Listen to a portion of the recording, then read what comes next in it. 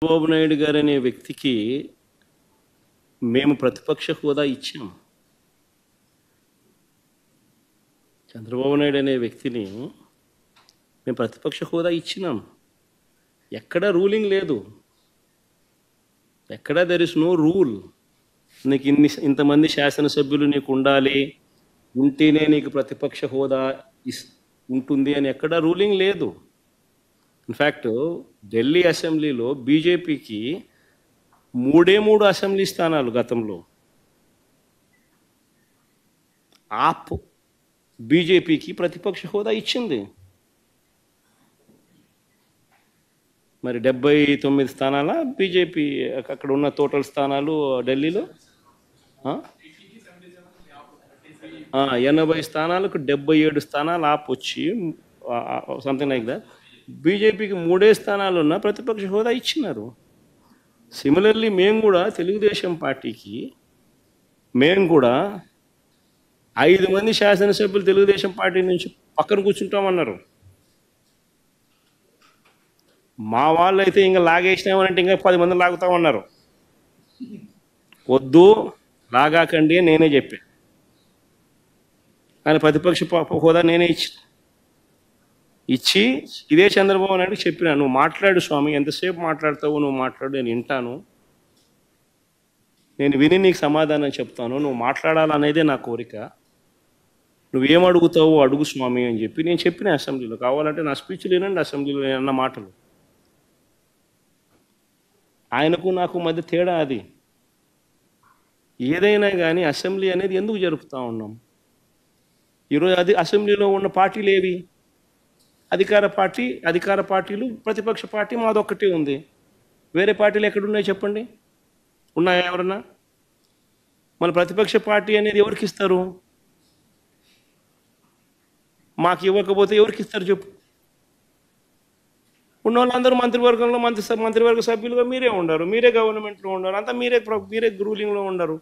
మీరే ప్రతిపక్ష పాత్ర ఎట్ట పోషిస్తారు స్వామి? నాకు అర్థం కావడంలా. అధికార పార్టీ మీదే, ప్రతిపక్ష పార్టీ మీదే. డబుల్ యాక్షన్ ఇదేమన్నా? హీరో నువ్వే. అది నేను చెప్పే స్వామి, 2 పాత్రలు డబుల్ యాక్షన్. ఒక పక్క నువ్వే కొడతానంటే ఈ పక్క నేనే కొడతానంటే ఎట్లా కుదురుతుంది స్వామి? అది ఉండేది ఈరోజు అసెంబ్లీలో 2 పార్టీలు ఉన్నాయి. వాళ్ళదంతా కలిపి అధికార కూటమి. ఉన్నోళ్ళంతా ఆ పక్క ఉన్నారు. ప్రతిపక్షం ఉండేది మా పార్టీ తప్ప వేరే ఏ పార్టీ ఉంది? వేరే ఏ పార్టీ లేదు. సో వేరే ఏ పార్టీ లేనప్పుడు ప్రతిపక్షం అనేది ఎవరికి ఇవ్వాలి? ప్రతిపక్ష పార్టీగా గుర్తింపు అనేది ఎవరికి ఇవ్వాలి? ప్రతిపక్ష పార్టీగా ఉన్న వాళ్ళకి ఇవ్వాలి. సో న్యాచురలీ ఆ పార్టీకి ఎంతమంది అన్నా ఎమ్మెల్యేలు ఉండని స్వామి, వాళ్ళకు లీడర్ అనేవాడు ఉంటాడు కదా. సో ఆ లీడర్ని ఏమంటారు? ప్రతిపక్ష నాయకుడనే అంటారు కదా, వేరే పేరు ఏమన్నా అంటారా? సో ప్రతిపక్ష నాయకుడు అని చెప్పి నువ్వు ఎప్పుడైతే అంటావో అప్పుడు ఏంది, దాని అర్థం ఏంది? లీడర్ ఆఫ్ ది హౌస్కి ఎంతసేపు మైక్ ఇవ్వాలనో అంతేసేపు దాని తర్వాత స్థానంలో ప్రతిపక్ష పార్టీ నాయకుడికి ఇవ్వాలి. ఎందుకు ఇవ్వాలి? ఇవన్నీ చెప్తాడు కాబట్టి. ఇవన్నీ అవతల ప్రతిపక్ష పార్టీ చెప్పినప్పుడు నువ్వు రిపేర్ చేసుకోవాలి కాబట్టి. అది గవర్నమెంట్ చేయాల్సిన డ్యూటీ కాబట్టి, పని కాబట్టి. కానీ ఇక్కడేం జరుగుతూ ఉంది? నేను చెప్పనివ్వను, నేను ఎవరి స్వరము విననివ్వను, నీకు 5 నిమిషాల కన్నా ఎక్కువ మైక్ ఇవ్వను అని నువ్వే డిక్టములు పాస్ చేస్తూ ఉంటే ఏ రకంగా అసెంబ్లీలో ప్రతిపక్షం అన్నది మాట్లాడగలుగుతుంది, స్వరం ఇవ్వగలుగుతుంది? ఇప్పుడు మీరే అన్నారు 1.5-2 గంటలు పట్టింది సార్ అని. మరి 1.5-2 గంటలు పడుతుంది. మరి ఇవన్నీ నేను మాట్లాడిన మాటల్లో ఏదైనా ఒకటన్నా వేస్ట్ మాట ఏమన్నా ఉందా? బడ్జెట్కి సంబంధించిన డాక్యుమెంట్సే చూపించినాను, బడ్జెట్కి సంబంధించిన అంశాలే ప్రస్తావించినాను. మరి టైం పడుతుంది. మరి ఇంక పట్టకపోయినట్లుంటుంది చెప్పు. మరి వినాలా? అవతలోనికి మైక్ ఇస్తేనే కదా నువ్వు అవతలోడు చెప్పగలుగుతాడు. సార్ మీకు ప్రతిపక్ష హోదా అంశానికి సంబంధించి పవన్ కళ్యాణ్ కూడా ఒక కామెంట్ చేశారు. వైఎస్ఆర్ కాంగ్రెస్ పార్టీకి వచ్చినటువంటి ఓట్ల శాతాన్ని, సీట్ల శాతాన్ని బట్టి చూస్తే జర్మనీలో అయితేనే వస్తుంది, ఇక్కడ రాదు, ఇక్కడ 5 ఏళ్ళు రావడం కష్టం అని ఒక విమర్శ చేశారు.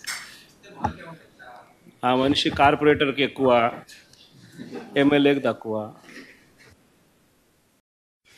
దేవుడు తీసుకెళ్లినటువంటి తండ్రి శవం, నువ్వు పంపించినటువంటి బాబాయ్ శవం, ఈ 2 చావు మేళాలు కలిసొచ్చి నీ విజయానికి బ్యాండ్ మేళం అయ్యాయి గానీ, లేదంటే నువ్వు అసలు కార్యకర్తగా కూడా పనికిరానటువంటి ఖైదీవి. నువ్వు ముఖ్యమంత్రి అవడం ఏంటి మా దరిద్రం కాకపోతే ప్రజలు 11 సీట్లు ఇచ్చి నువ్వు చేసిన పాలన చాలే బాబు, ఇంకా ప్రతిపక్ష హోదా కూడా అక్కర్లేదు, విపక్షంగా వెళ్లి కూర్చొని అసెంబ్లీకి పంపిస్తే అసెంబ్లీకి వెళ్లి కూర్చొని 11 నిమిషాలు కూడా ఉండలేక పవన్ కళ్యాణ్ గారిని చూసి ఉచ్చోసుకుంటూ ఉరికొచ్చిన ఉలిపిరిగాడు బయటకు.